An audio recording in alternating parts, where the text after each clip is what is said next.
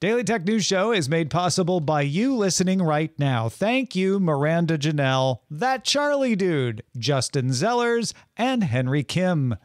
On this episode of DTNS, Xreal points the way to the future of smart glasses, a way to tag birds without using tags, and Dr. Nikki explains how 3D modeling has given us the most info on woolly mammoths yet.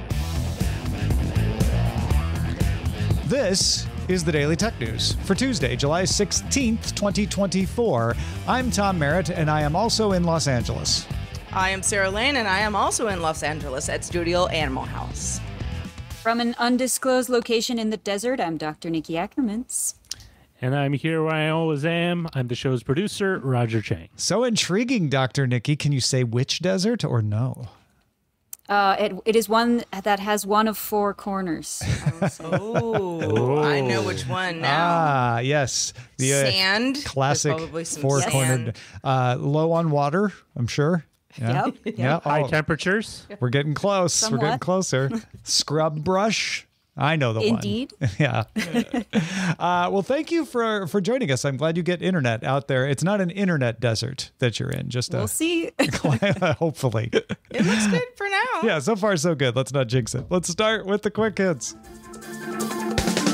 You no longer have to sign up for a developer account if you'd like to try the beta of iOS 18 ahead of its official release later this autumn. If you install the beta, you get RCS support, the ability to put icons anywhere on the home screen, a more customizable control center, the ability to swap out the camera and flashlight shortcuts on the lock screen, if you so desire, and others. Apple Intelligence, not yet in the beta, but the company does say it should arrive to try in beta later this autumn and for all users in 2025. To try the beta, go to Settings, General, Software Update, and select the iOS 18 public beta from the dropdown. Sorry, I almost cut off the ability to go do that. So yeah, go do that. A hacktivist group has posted what it claims to be data from thousands of Disney's internal Slack channels. The data contains dates for unreleased projects, a lot of code, a lot of other group communications, stuff Disney might not necessarily want everyone to be able to read. The data appears to reach back to 2019. The group that posted the data says it wants to raise awareness about how Disney handles artist contracts and its policies on AI. Now, the data may have some stuff about that in there, but that's not what it's limited to. The group says they compromised the account of a Disney manager of software development. That's how they were able to get into Slack. They also are not asking for money, so this is not a ransomware attack. Microsoft is introducing checkpoint cumulative updates for Windows Server 2025 and Windows 11 version 2.4H2 and also later. This lets Microsoft deliver security updates and features in smaller packages. So in other words, just the part that changed, not reinstalling the whole chunk of code. That means smaller amounts of data coming through the pipes, smaller space needed to stage the upgrade files on the hard drive, and less time installing the update each month. If you want to see how it works before it does roll out to everyone later this year, you can get Insider Preview Build 26120.1252. A nonprofit academic group called Eleuther AI, that's Eleuther AI, included data scraped from public YouTube videos in its Pile data set, which was made available to any organization researching AI. It was an open data set. However, Proof News alleges that Eleuther AI didn't have permission and therefore broke YouTube's terms of service when it scraped that data. Thousands of organizations used the Pile data set in training of various models. And of course, that's going to make a good headline if you say Apple used YouTube data without permission, or NVIDIA used YouTube data without permission, or Anthropic used YouTube data, or Salesforce. You get the idea. We should be clear that neither Apple, NVIDIA, Salesforce, or Anthropic scraped the data themselves. They were using this open data set in good faith that was provided as an academic source of information, and that the people creating the data set are the ones who may have improperly accessed training data. Marco Arment has released a new version of his Overcast podcast app, rebuilt from scratch. Most users won't notice much of a difference, though a few features are missing, including Siri shortcuts support, storage management, and OPML exporting and importing. This should come soon. Streaming a podcast episode won't be supported at all, though. All podcasts must be downloaded before playing. Arment made his case in the new update, saying this is just a better experience for the end user. Overall, the app should be faster and easier to use with a couple new features, like an undo button if you happen to accidentally jump to the wrong part of an episode, for example. Raise your hand if you're using Overcast right now. Everyone in the audience, I see you. Yes, congrats. I hope you're enjoying the new app. RW Nash, I see you. All right, it looks like smart glasses are doing better than headsets in the amorphous world of augmented reality. The chief executive of glasses maker EssilorLuxottica said Tuesday that the new Ray-Ban Meta smart glasses, which have had universally good reviews, have sold more in a couple of months than the first generation did over 2 years. Another standout in smart glasses is Xreal, which is trying a different spin on the form factor with the Xreal Beam Pro. Now, we mentioned this when they announced it. The reviews are in, though, now. If you don't remember, the Beam Pro is $199, and it's an Android-powered device the size of a smartphone, so it has a touchscreen and everything, but it's not a smartphone. So you don't have LTE, 5G, data connection. You're intended to use it specifically with the $299 Xreal glasses. So put these together, and it costs $500 for the whole package. The reviews are out on whether that's worth it, because the idea is you can control the display on your Xreal glasses from that $199 device. You can run apps on it. You can run apps side by side. They have some customized layers, etc. David Pierce at The Verge wrote, Xreal has the beginning of something really clever here, but I'll probably wait for the next one. So they're saying, look, this is a good idea, but it's a little buggy, and it's probably not worth the price yet. It does give you 1080p 3D video, 50 megapixel 3D photos that you can play back in your glasses. So that's something you wouldn't get from a phone. You've got some customized software in there. There's a second USB-C port, another thing you wouldn't have on a phone. That way you can charge the Beam Pro while you're connected to the glasses. And Beam Pro's screen works as a remote control when it's plugged in. Theoretically, you could do that with extra software, but it's built into the operating system, so it works a little smoother. This is not so much, to me, the product that you need to run out and get, but I like what David Pierce is saying, that there's something really clever here. And that, with the increased sales of the Meta glasses, which again, are generally well-reviewed, make me think that rather than headsets, the growth area for augmented reality is more lower level glasses, something that you're going to throw on your head anyway. Well, and connected to some type of computer, in this case, right. You know, the Android device that isn't a phone, but is lots of other things. You know, what strikes me as, and The Verge, David Pierce at The Verge wrote this up really nicely. What's still clunky about this is we've all got, you know, a phone. Not everybody has a smartphone, but many of us have smartphones, and they do so many things. So to have another device that's more or less the size of a smartphone that would be paired to the glasses in this case is fine, especially if you're doing photography stuff. That seemed like one of the standouts. But also, yeah, it's sort of a stopgap measure to like how does this become something that you just plug your smartphone into? Yeah, I think this is an interesting use case. You know, I didn't think about it, but I would much prefer to have glasses than a headset for 3D, even if that means a bit of a downgrade. I'm sure eventually they'll get it to work with a smartphone. And like this reporter said, it's kind of the missing step in between right now. So this is maybe more of a developer type project. I don't know. I'm thinking of cases where I, as someone who doesn't have glasses, would want smart glasses. I think anything where I don't want to be using a phone. So navigation, for example, would be something where I'd be really into having that, or any kinds of sports. So I think this is going to continue. And I think there's a market for it, but they may need to just make it so that it connects to your smartphone. That's the next logical step. Well, and there are glasses that connect to your smartphone, but they can't do all the things that the Beam Pro can enable, right? That's the trick is like, well, when you've got a smartphone running a whole smartphone thing, you can't customize the OS, so it can't be quite as capable. But then Pierce is saying, well, but the Beam Pro is a little bit buggy. So if you really want that to be an advantage, you got to work out those bugs, which they could. I do think that glasses that wirelessly connect to a thing you already have is way more compelling, though. So figuring that out or making this small enough that you can use your smartphone to be the touchscreen control, but maybe there's a second device that's in the glasses that can provide some of the Beam Pro stuff. I don't know. Feels like there's something there, but this definitely has the hallmarks of the growing sector of the market. And we haven't seen the final form yet, but we're seeing the coloring in around the edges, so to speak. Yeah, we're closing in on it slowly. Yeah. Now, a lot of folks out here say AI is for the birds. Sarah, explain why that is.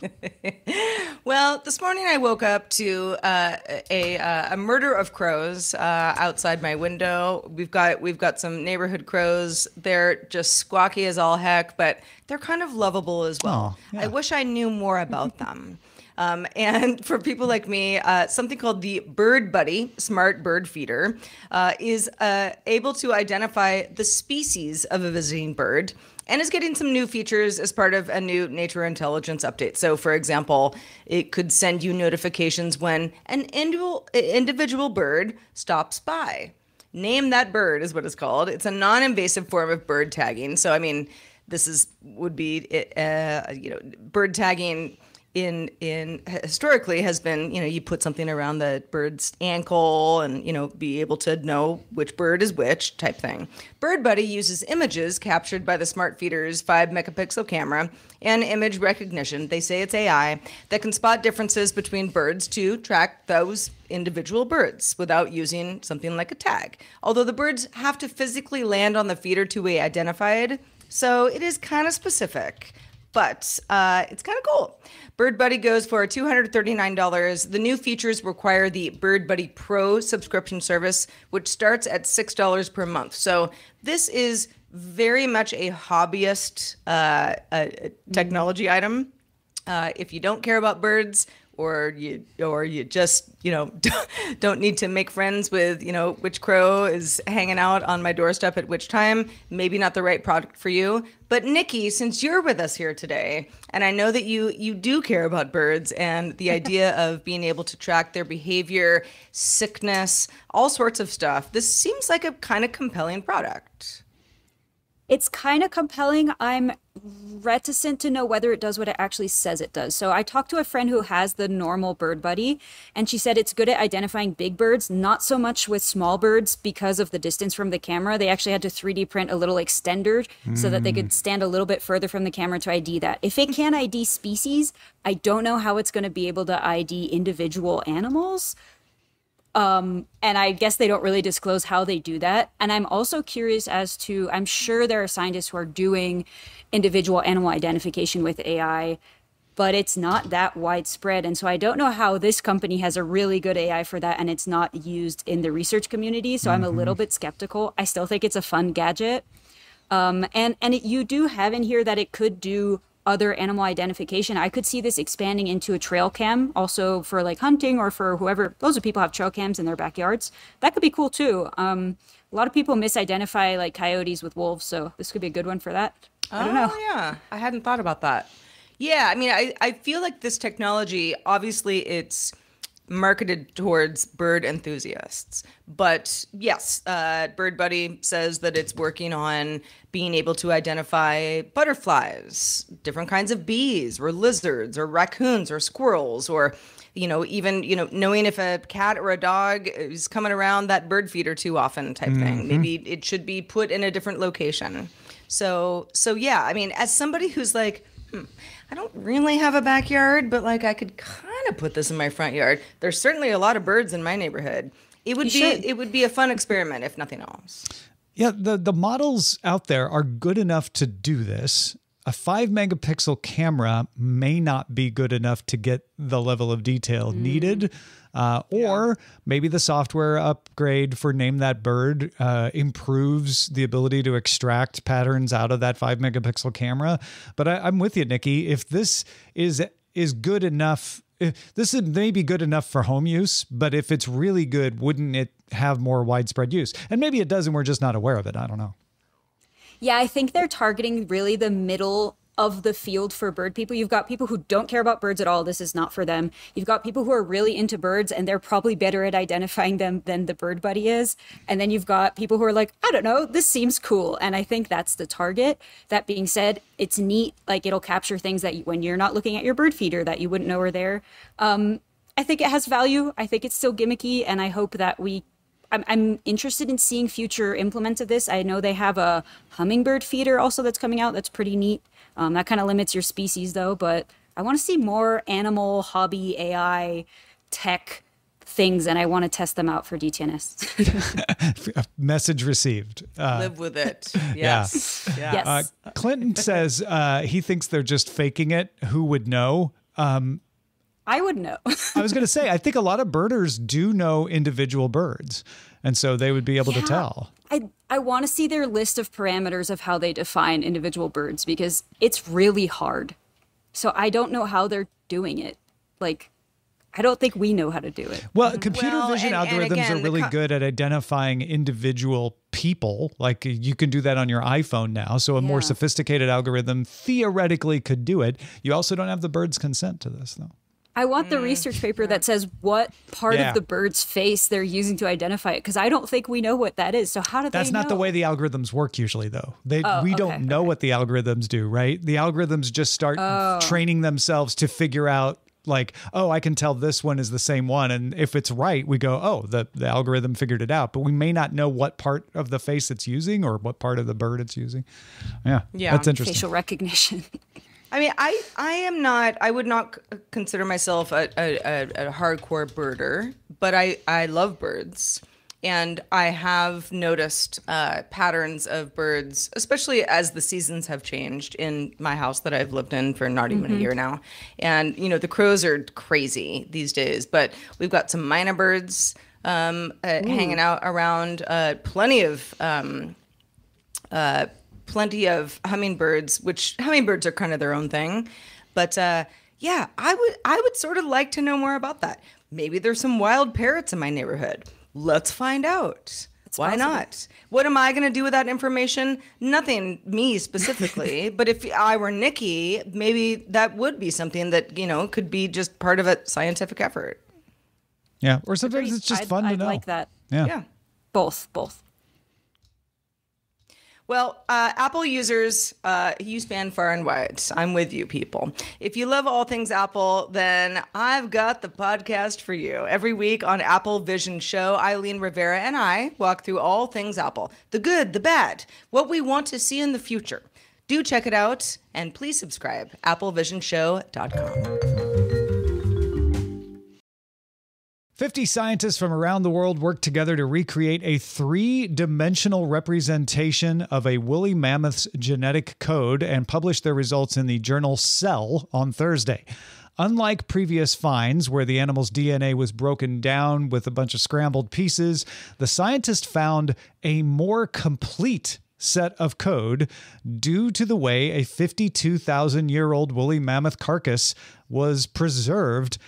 Nikki, tell us about this. What do we find out from this more complete set of DNA that we couldn't find out before? Well, as you know, anytime there's a ancient DNA story, I jump on it for DTNS because this is one of my favorite hobby topics. So, all right, I'll break this down. I'll break down your genetic code, Tom. Thank you. Normally, ancient DNA is really fragmented when you find it. That's just because it degrades over time. And so it's only really able to provide a short piece of genetic code that we could then map onto the equivalent of a modern reference genome. So here, maybe like a modern elephant, for example. And then we would be able to identify genetic variation between the two pieces, but we only have these small fragments. But this method would then overlook large-scale differences that would be hiding between the missing fragments. So we don't know the big differences between a mammoth and an elephant because we're missing pieces. So like with the woolly mammoth, we have the equivalent of like a book chapter, but we don't know what page number it belongs to. Okay. That makes sense to me. So what did they do differently this time? So they actually customized this technique called in situ Hi-C to examine the DNA. So as opposed to the traditional analysis, Hi-C captures the structure of a chromosome. The C is for chromosome. So DNA strands are basically really tightly woven into really tight curls to make these chromosomes. And the structure that they have does give you information on different ways that the genes are expressed, pretty much. I'm sure geneticists can fix what I just said, but Hi-C specifically measures the frequency at which the two DNA fragments associate within the 3D space. So it links the structure of the chromosome to the actual genetic and genomic sequence. And actually, we learn way more about the genes this way. Not only about what the DNA fragments are telling us, but because of the structure, we can learn about how the genes are regulated and how they change in the regulation and expression changes in response to stimuli. So like if it's colder, your hair grows thicker, or a mammoth's hair would. That's kind of what this new information we got gave us. And this technique is pretty recent. It's been used on human DNA only about 10 years ago. And actually nobody thought it would work on mammoth tissue.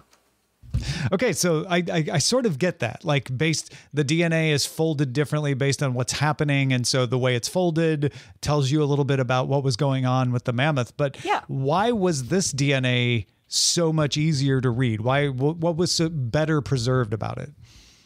Well, first of all, they hadn't thought to try it. But when they did, they realized that this tissue was particularly well conserved. It basically was naturally freeze-dried. They found it in the Siberian tundra in 2018. And it's basically beef jerky. I'm not even joking. It's mammoth jerky. Oh, no. And I don't know how it tastes, but what happened with the extreme cold and dryness of the tundra, it basically freeze-dried this tissue and it locks the DNA into a glass-like state that's called chromoglass, which is a cool name. And it's actually really good at preserving a chromosome's 3D structure. And the best part for me about this paper is that the team tried to recreate this natural process. So in the lab, they had some unconventional experiments. They created an experimental beef jerky in the lab, and then they tried to damage it to degrade the DNA to see how well it would hold up. So they ran it over with a car, they shot it, they hit it with a fastball, and they microwaved it. And they made a music video about all of that. And I just love nerds, and it's amazing. So you should watch it. And after all this, the DNA was really resistant. So they were able to recreate this mammoth jerky in the lab. Okay, so they were using beef jerky just to kind of be able to run over things with a car that they wouldn't want to do with their only mammoth jerky sample. Exactly. Makes sense. And they wanted to make sure that was the right preservation technique. All right, so what did we end up learning out of all of this? We actually learned the most that we've ever learned about mammoth genetics, which is awesome. Because of this free-dried tissue, the first time ever, it became the first time ever that researchers could count the number of chromosomes in the mammoth cells. So they found out that mammoths have 28 chromosomes, just like elephants. So that's pretty cool, although there are some similarities and differences. For example, this is a skin piece that they had. So about 4% of the skin genes didn't match elephant tissues. And one of the ones in particular that didn't match is a gene that regulates hair growth. And it's inactive in mammoths, which means that they have more hair growth, probably. And so this gene is probably the key to their woolliness. Look at that. So, Sarah, are you thinking what I'm thinking? What are you thinking? Let's clone some mammoths. I mean, the woolly mammoth and the saber-toothed tiger are, the two where I'm like, why not? Let's bring them back. That's the thing, right? Yeah, is that everybody there's even that group out of what is it, Australia that always talks about their project to clone mammoths. I thought they were American, but maybe there's mistaken. Americans in there too. But does this actually get us closer to that? Closer. We're not there yet. It's very complicated, especially for a large animal, considering that you would have to have the elephants give birth to mammoths, and we already are not very good at having elephants give birth. But we are much closer at having a complete mammoth genome. Before, the idea was just to use the fragments and make a kind of a elephanty mammothy hybrid. And we don't have to do that anymore because we have at least the skin part of the genome. And with more samples, we'll probably maybe get the complete genome pretty soon. And this is not something that anyone expected to work anytime soon. So this is a huge step forward. And I believe the company you were talking about was Colossal Biosciences. Yes, that's the one. I personally am not convinced by their sayings that they're going to clone the mammoth and the dodo. But this is really exciting. And in terms of future applications, we're going to understand a lot more about other extinct species if we can get our hands on some of the mummies, which we do have.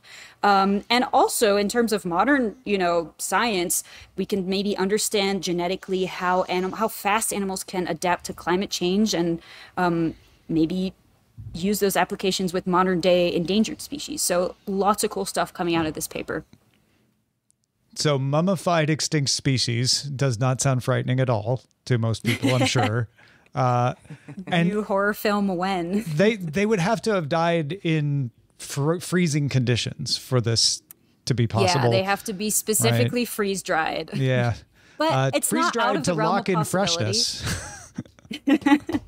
There's But probably like a for the woolly rhino mammoth, out that there. would be what, in many cases they would have died in, right? I expect that there are more use cases. I don't know how many because it seems very particular, but I know that there's a dinosaur foot mammoth mummy somewhere, and I'm like, please, let's test that next. Let's try it. Yeah, I don't think it's doable, but I'm excited. I'm kind of for it, kind of against it.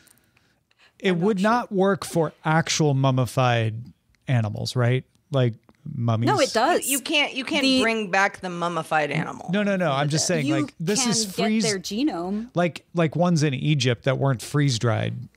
Sure. So you'd be surprised. The actual other test that they did on this, the person got a roadkill mummified mouse that they found on the side of the road to work, a piece of their leather bag.